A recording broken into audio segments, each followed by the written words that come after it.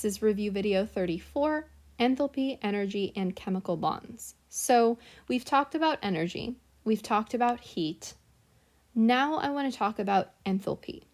So enthalpy is something that I've mentioned a few times so far, but we haven't talked a ton about it. So just to remind you, enthalpy is represented by delta H. So every time you've seen something delta H with that next to it, we're talking about enthalpy. And what it is specifically a numerical quantity, so some number, that is going to represent the heat content of a reaction system. But it's not exactly the same as heat, and I don't want you to think that it is. And I'll explain why in a second. The units that we use for enthalpy are going to be kilojoules per mole. So heat, Q, we know that that's measured in joules, but enthalpy is measured in kilojoules per mole. So we see that joules as a commonality between the two of them, but again, we're not exactly the same here.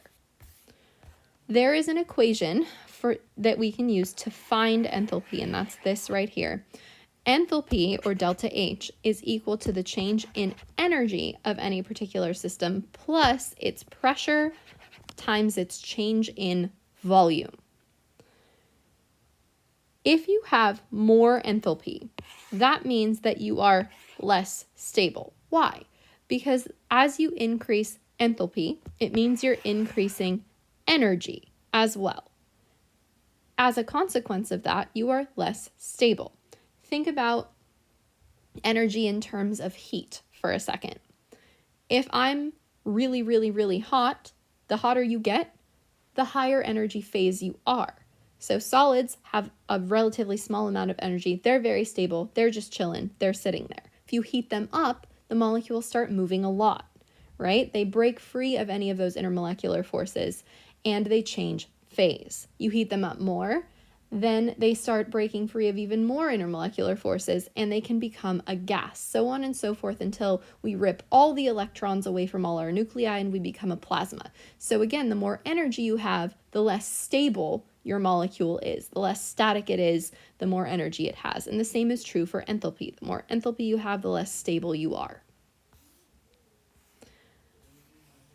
We, in this class, will treat enthalpy and heat as if they are almost the same thing. Most of the time, they're fairly interchangeable, and most of the time you can convert between them. And the reason why is because 99.9% of the time, whenever we do chemical reactions, it's in an open system. And that's important because when pressure is held constant, our enthalpy value is equal to our heat value. All right? Why does open system mean that pressure is constant? Well, let's think about that for a second. If I do a reaction in our classroom and I don't try to contain it in any way, no matter what happens in that reaction, the pressure of the room does not change, right? Because we know that gases can move into the room and out of the room freely. If that wasn't the case, we would all suffocate if we stayed in the room for too long. So because that system is open, because whatever reaction we're doing is in an open system and heat and matter can move all over the place, the pressure will not change. And when the pressure does not change, this is true. Our enthalpy can equal our heat. Why do we care about that? Why is that important? Because it means we can convert between heat and enthalpy. And you will, in fact, be asked to do this from time to time. So let's look at a practice problem. All right? The practice problem says, if a 5-gram sample of water has 20 joules of heat energy, what is its enthalpy in kilojoules per mole? All right? Well, we're seeing this as a complex unit. We know that this unit is kilojoules divided by moles. Okay, cool. That's what I need to end up at. I have a gram amount that I can convert to moles, and I have a joule amount that I can convert to kilojoules. And once I have those numbers, all I have to do is divide them. So great, let's do that. We're going to set up our dimensional analysis, 5.0 grams of H2O Great. 1 mole of H2O is the same thing as 18.016 grams. We divide that real quick. And we get 0.28 moles of water. Great, that's step 1 done. Step 2, we have to convert our joules to kilojoules. So we have 20.0 joules. We know, because metric conversions are a thing, that 1 kilojoule is equal to 1,000 joules. We do that division, and we get 0.0200 kilojoules.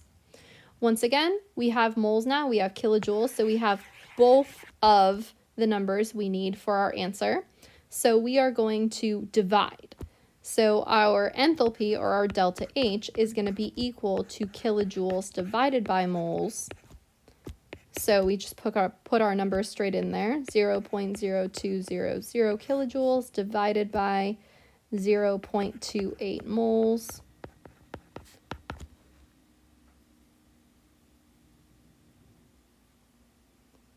And we get 0.071.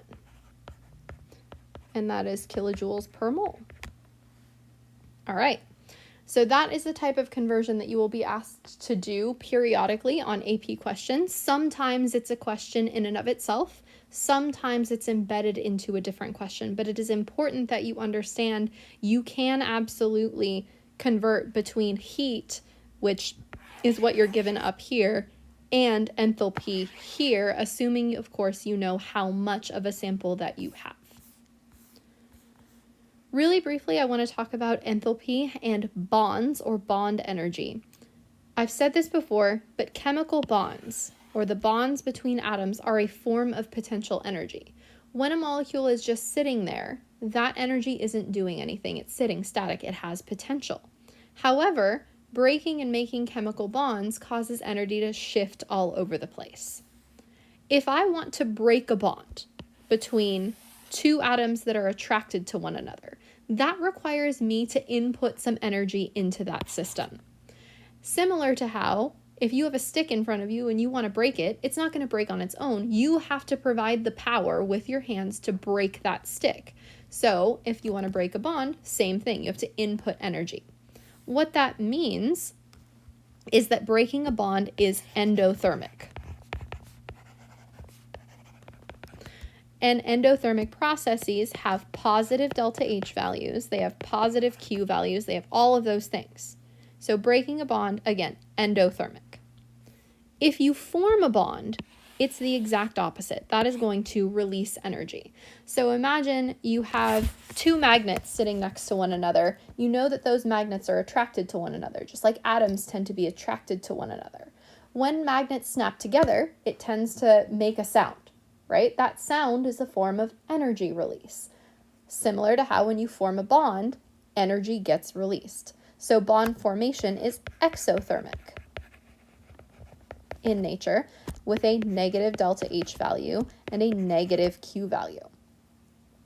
Overall, we know that chemical reactions involve both breaking bonds and forming bonds, because we know that our reactant bonds have to break to then form product bonds on the other side. So every single chemical reaction has some energy input and some energy output or release.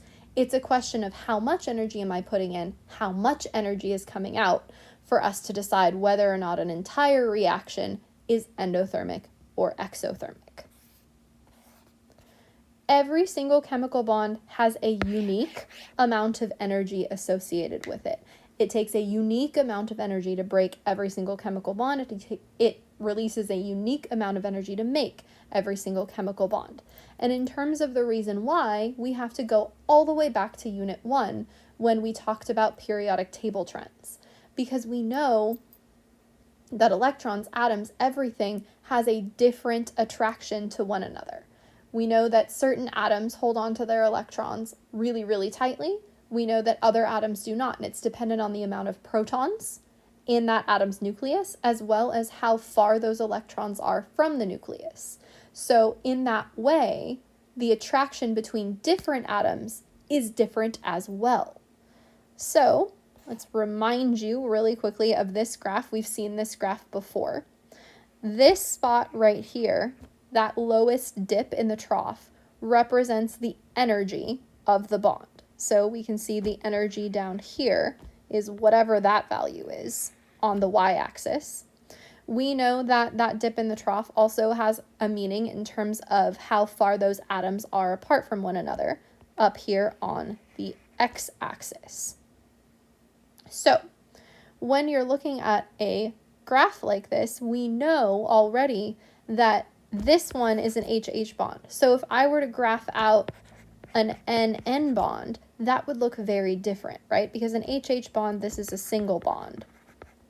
But an NN bond is going to be a triple bond. And so if I were to draw that out, it would look so radically different. It would be shifted so much closer to the axis and so much farther down, something like that. So I just wanted to remind you that different energy values are associated with different chemical bonds. If you're having trouble with any of this, if you forgot about the energy graphs and you want help interpreting them, anything like that, please tell me, because this unit is going to require you to do things like draw Lewis structures again and understand how many bonds exist within one molecule. So many old skills are going to pop back up and you need to be able to do it accurately.